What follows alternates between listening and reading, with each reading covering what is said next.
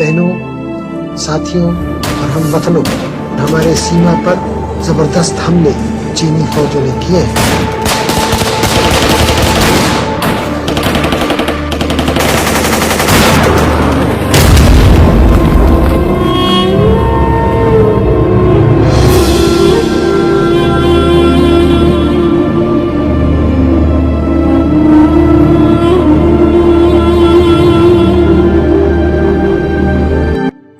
नमस्कार, मैं अभिषेक व्यास आपका स्वागत करता हूं।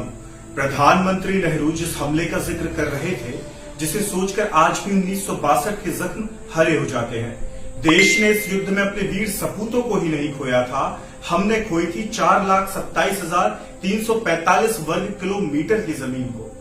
ये वो हार थी जिसका दंश आज भी हमारा देश झेल रहा है।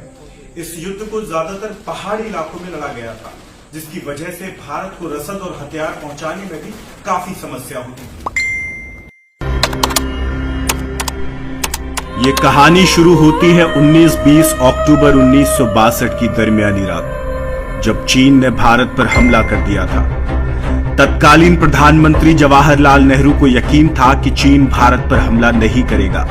चीन ने न सिर्फ हमला किया, बल्कि देश की इतनी जमीन पर कब्जा किया जिसमें देश की राजधानी जैसे 28 राज्य बस सकते थे। यह युद्ध समुद्री तल से 14,000 फीट की ऊंचाई पर बर्फीले पहाड़ों में लड़ा गया था। हाड़ कपा देने वाली ठंड में युद्ध लड़ने के प्रशिक्षण की कमी से भी बहुत से जवान शहीद हुए थे। भारत में बॉर्डर के इलाकों में ना तो सड़क थी और ना ही सैनिकों के पास आधुनिक हथियार थे। इसके बावजूद भी भारत के वीर जवानों ने इस युद्ध में अपने अदम्य साहस और शौर्य का परिचय दिया था, वो भी ऐसे समय जब देश का नेतृत्व खुद हार मान बैठा था।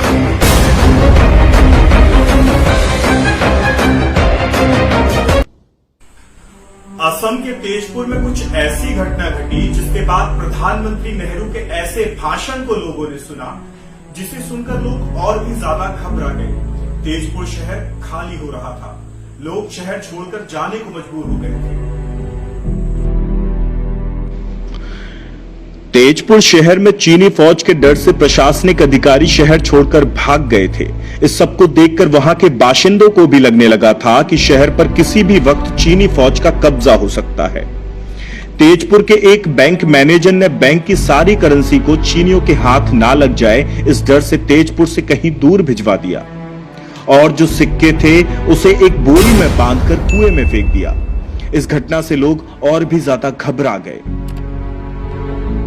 इसी वक्त प्रधानमंत्री नेहरू के ऐसे भाषण को लोगों ने सुना, जिसके बाद उनका डर और भी पक्का हो गया, जिसे सुनकर लोगों को लगने लगा था कि चीनी फौज तेजपुर ही नहीं पूरे नॉर्थ ईस्ट पर कब्जा कर सकती है।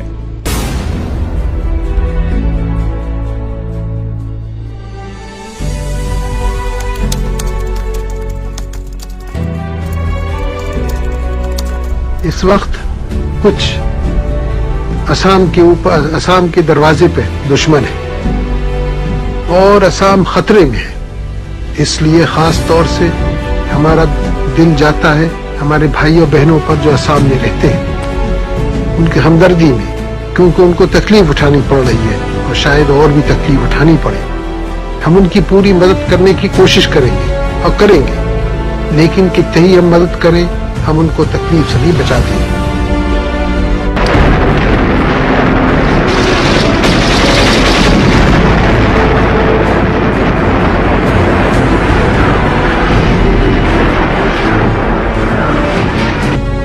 जिस तकलीफ की चर्चा प्रधानमंत्री नेहरू कर रहे थे, वो तकलीफ सिर्फ असम के लोगों की ही नहीं थी। पूरा देश 1962 में चीन के हमले का दर्द झेल रहा था। इस हमले की उम्मीद ना नेहरू को थी और ना ही देश को थी।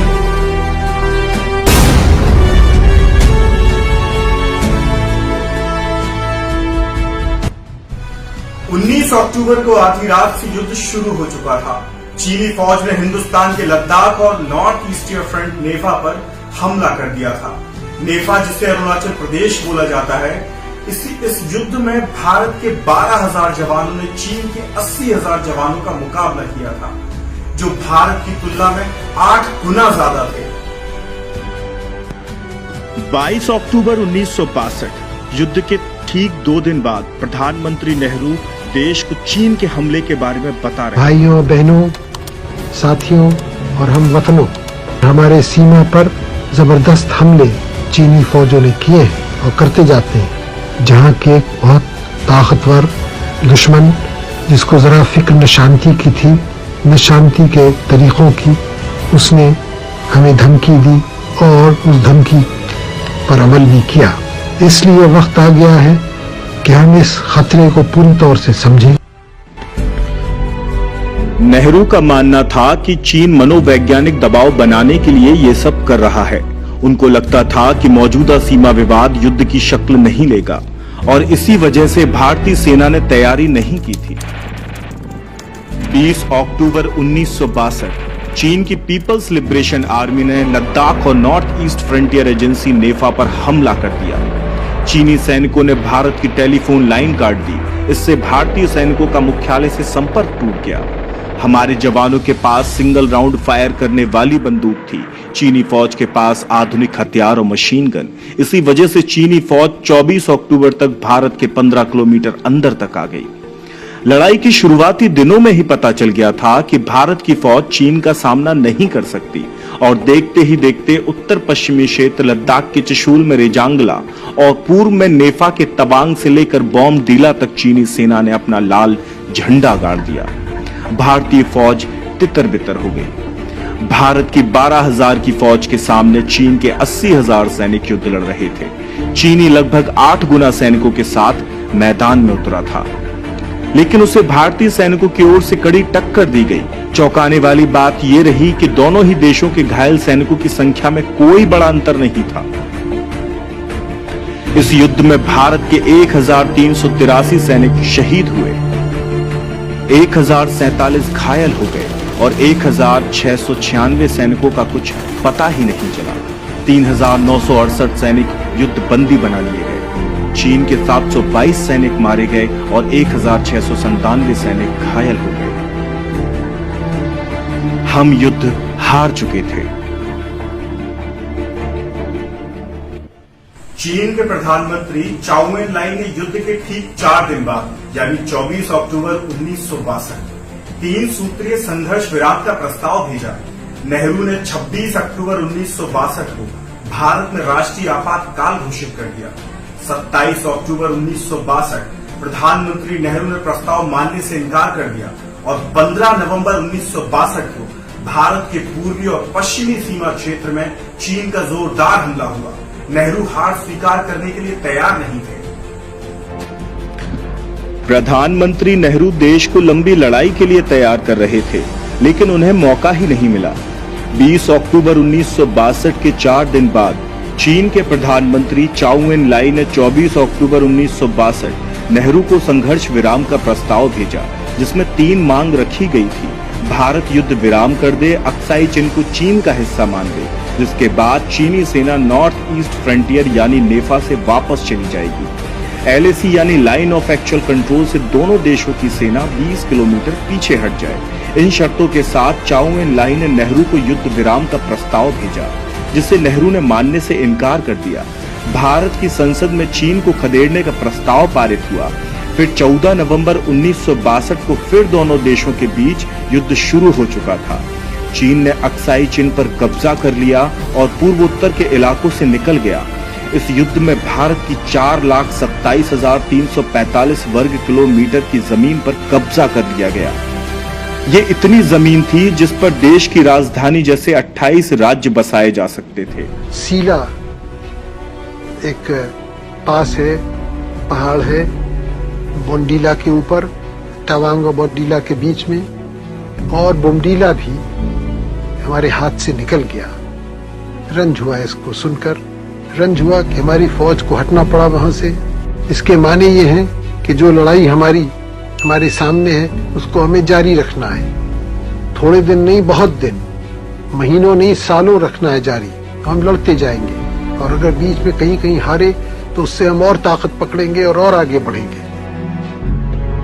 प्रधानमंत्री नेहरू के इस भाषण के कुछ ही घंटों के बाद चीन के प्रधानमंत्री चाउ एन लाई ने भारत के राजदूत KN पनेकर को बुलाकर एक तरफा युद्ध विराम की घोषणा कर दी। और कहा कि आज आधी रात से चीन की सेना LAC से 20 किलोमीटर पीछे चली जाएगी। नेहरू के इस भाषण को आज भी हार का औपचारिक ऐलान कहा जाता है। हम चीन के हाथों से बहुत बुरी तरीके से हार चुके थे और हम एक इतने बड़े जमीन के हिस्से को खो चुके थे जिसमें दिल्ली जैसे 28 राज्य बसाए जा सकते थे। हार के कारणों को जानने के लिए भारत सरकार ने युद्ध के तत्काल बाद एक समिति बनाई। लेफ्टिनेंट जनरल हैंडरसन बुक्स और इंडियन मिलिट्री एकेडमी के तत्कालीन कमांडेंट ब्रिगेडियर PS भगत के नेतृत्व में यह समिति बनाई गई थी। दोनों अधिकारियों ने अपनी रिपोर्ट में हार के लिए प्रधानमंत्री जवाहरलाल नेहरू को जिम्मेदार ठहराया था। दोनों सैन्य अधिकारियों द्वारा सौंपी गई इस रिपोर्ट को भारत सरकार अभी भी इसे गुप्त रिपोर्ट मानती है। रक्षा मंत्री कृष्णन मेनन की कुछ ऐसी गलतियां की जिसका सीधा असर युद्ध के मैदान में देखने को मिला। मेनन के इस्तीफे के लिए उनकी ही पार्टी के सांसदों ने मांग कर दी। 7 नवंबर 1962 को नेहरू को उन्हें पद से हटाना पड़ा।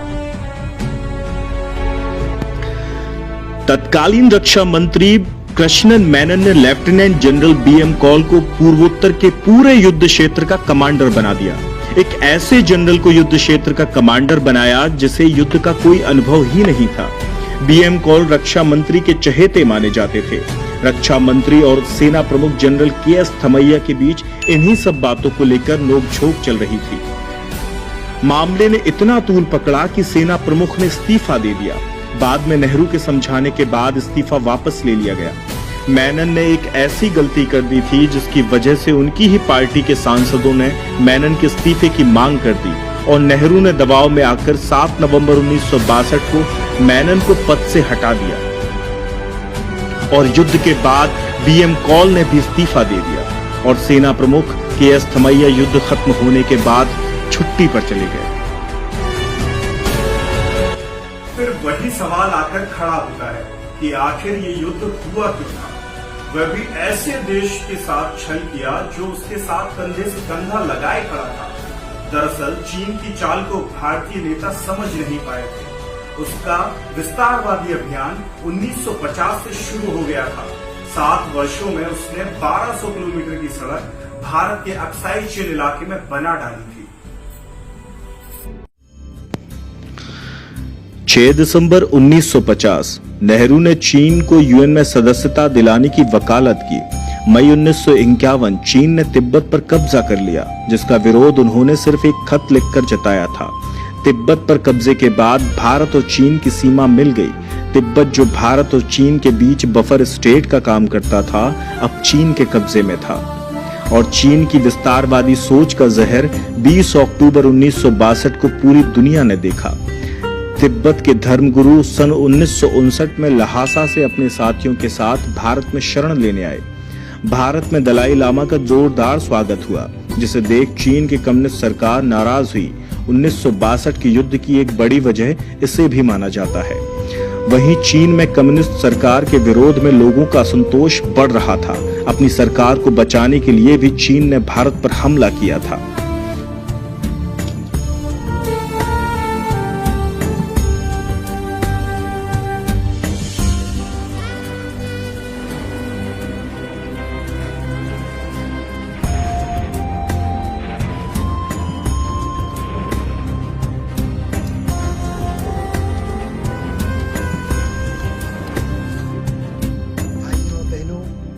साथियों और हम वतनों हमारे सीमा पर जबरदस्त हमले चीनी फौजों ने